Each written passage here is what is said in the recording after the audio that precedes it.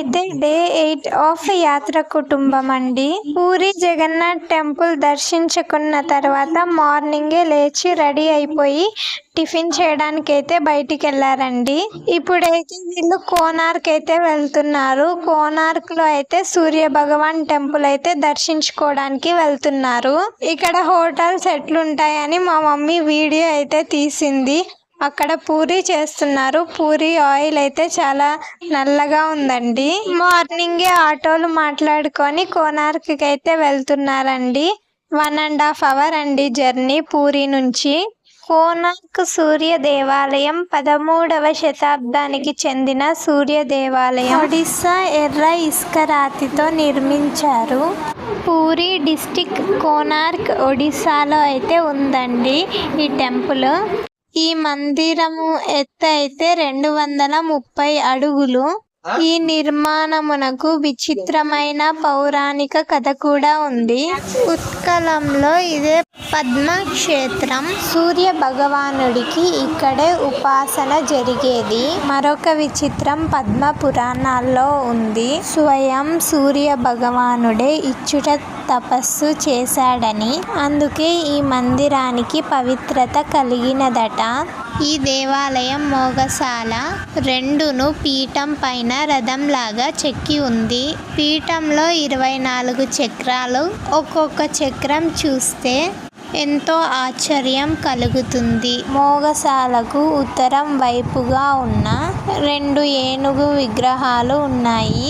ఈ విగ్రహాలు అయితే చాలా పెద్దగా ఉన్నాయండి. కోనార్క్ నిర్మాణానికి 2 రకాల గాథలు ఇమక ఒడిస్సాలో వాడుకలో ఉన్నాయి.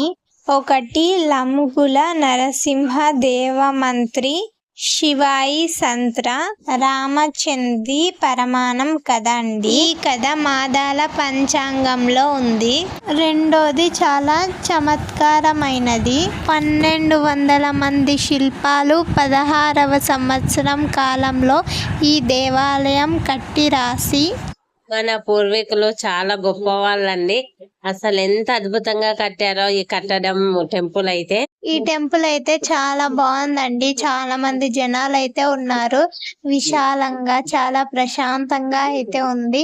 మంచి గాలి కూడా వస్తుంది ఈ టెంపుల్ దగ్గర. ప్రకృతి అందాలతో రంగురంగు పువ్వులతో టెంపుల్ అయితే చాలా బాగా అనిపించింది. ఈ టెంపుల్ అయితే ఎందుకు కారణమో తెలియదు కానీ బంద్ పెట్టారండి. ఇది చాలా శతాబ్దాల కింద కట్టిన టెంపుల్ కదా, రిపేర్ చేద్దామని చాలా ట్రై చేశారంట. ఇప్పటి వాళ్లకు అస్సలు వీలే కాలేదంట. సాధ్యం కాని పని దీన్ని బంద్ పెట్టడం జరిగింది. ఈ టెంపుల్ అంతా చూసుకొని మధ్య దారిలో మరో 2 టెంపుల్ తీసుకొని రూమ్ కి వచ్చేసరికి మధ్యాహ్నం 3 అయిందండి. 3 అయినాక తర్వాత వేరే 2 ఆటోస్ మాట్లాడుకొని ఆ ఊర్లో పూరి జగన్నాథ్ ఊర్లో ఉన్న టెంపుల్స్ అన్ని చూసేసాం. బృందావనం గార్డెన్ టెంపుల్ అయితే ఎంత అద్భుతంగా ఉందో అండి. ఈ టెంపుల్ దర్శించుకొని వెళ్ళి తినే సంభోజనం చేసుకున్నాం. 3:30 అయింది. చాలా రోజులకు ఈ టేస్ట్ తిన్నట్లు అనిపించింది మాకైతే. కలకత్తాలో అయితే రైసే సరిగా దొరకడం లేదు. ఎక్కువ చపాతి, ఆలుగడ్డ, పన్నీర్ కర్రీ ఉంటది. పన్నీర్ రైస్ అంట, అది వెరైటీ టేస్ట్ ఉంది. నాకైతే కలకత్తా ఫుడ్ అయితే నచ్చలేదు. పూరీలో అయితే ఆ ప్రాబ్లం లేకుండా చక్కగా భోజనం చేసేసాం. చాలా ఎండుంది. మేము పోయింది అయితే మే నెలని మే 25కి అట్లా. ఇప్పుడు కుదరడం అయింది నాకు వీలు కావడం. వీడియో వాయిస్ ఓవర్ కొంచెం ఎడిటింగ్ చేయడానికి టైం పట్టింది. చాలా పెద్ద మామిడి చెట్టు అయితే ఉంది. ఆ చెట్టు మామిడికాయలు చాలా బాగా అనిపించింది. చాలా రెడ్ గా ఉన్నాయి. అందుకని మీకు చూపించడానికి అయితే చిన్న వీడియో అయితే తీస్తాను. ఈ చెట్టు దగ్గర ఎండాకాలం కదా, ఈ చెట్టు కింద ఎంత చల్లగా ఉందో ఆ గాలి. అదొకసేపు 10 నిమిషాలు అయితే మేము ఆ చెట్టు కింద కూర్చొని కొద్దిసేపు మాట్లాడుకున్నాము. మేము నాకైతే 5 years ముందు నుండే యూట్యూబ్ ఛానల్ స్టార్ట్ చేయాలని ఉంది ఎప్పటి నుండో. అయితే నాకు యూట్యూబ్ గురించి ఏమి రాదు. ఎట్లా అప్లోడ్ చేయాలి, ఏంది, దానికోసం ఎట్లా నేర్చుకోవాలనే అయితే చాలా రోజులు అయితే ఆలోచించి ఆ ఆశలాగే ఉండిపోతుందేమో అని అనుకున్నాను. అయితే ఒకరోజు సైన్స్ ప్రాజెక్ట్ వేరే ఉండే, మార్క్షిత్ వాళ్ళది. అయితే వాళ్ళ ఫ్రెండ్స్ వచ్చారు. ప్రాజెక్ట్ చాలా బాగా తయారు చేశారు. నేను వీడియో తీసి స్టేటస్లో పెట్టుకున్నాను. అయితే ఆ వీడియో చూసి మా అన్న మా తమ్ముని వాడు కూడా చాలా బాగుంది అక్క, వీడియో చాలా బాగా చేశారు వాళ్ళు అని అన్నారు. అయితే నాకు ఒక ఆలోచన వచ్చింది, ఈ చిన్నప్పటి మెమోరీస్ కూడా పెద్దగా అయినాక ఉండాలంటే ఏం చేయాలి? యూట్యూబ్ ఛానల్ అయితే ఖచ్చితంగా చేస్తే ఇవి ఎప్పటికైనా చూసుకోవచ్చు కదా, మనం చూసుకోవచ్చు, మన పిల్లలు చూసుకోవచ్చు, తర్వాత వాళ్ళ పిల్లలు కూడా చూసుకోవచ్చు అనే నిర్ణయంతో నేను ఆ మెమోరీస్ అన్నీ దాచిపెట్టవచ్చు.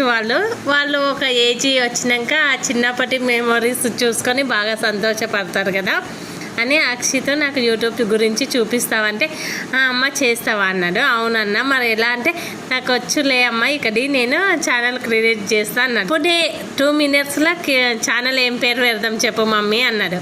ఇక నాకు అప్పుడే అందరూ మీరు క్యూట్గా బాగుంటారు ఫ్యామిలీ అనే వాళ్ళు బయటికి పోయినప్పుడు మా పిల్లల్ని మమ్మల్ని చూసి, అయితే ఏం ఛానల్ పెడదామని ఆలోచన సడన్గా స్మార్ట్ ఫ్యామిలీ అని చెప్పేసాను నేను. ఇంకా ముందు కొంచెం మంచిగా ఆలోచించుకుంటే ఇంకా మంచి ఛానల్ నేమ్ చెప్పేదాన్నేమో, కానీ సడన్గా నిర్ణయించుకొని స్మార్ట్ ఫ్యామిలీ అయితే పెట్టాం. ఛానల్ స్టార్ట్ చేసి ఒక వీడియో ఉండే కదా, ఫస్ట్ ఉన్న వీడియో అయితే అప్లోడ్ చేశాను. అది మంచి యూసే వచ్చిందండి. ఫస్ట్ స్టార్టింగ్ ఒక్కరు కూడా సబ్స్క్రైబ్ లేరు, మంచిగా 100 పైన యూస్ వచ్చింది. అబ్బా పర్లేదులే అనుకున్నాను. మరి రోజు ఎట్లా తీయాలి, వీడియోలు ఎట్లా అప్లోడ్ చేయాలంటే మమ్మీ నీకేంలే నేను చూపిస్తలే అని మా బాబు చెప్పి అప్పటి నుండి అయితే నాకు ఛానల్ ఈ విధంగా క్రియేట్ చేశారు.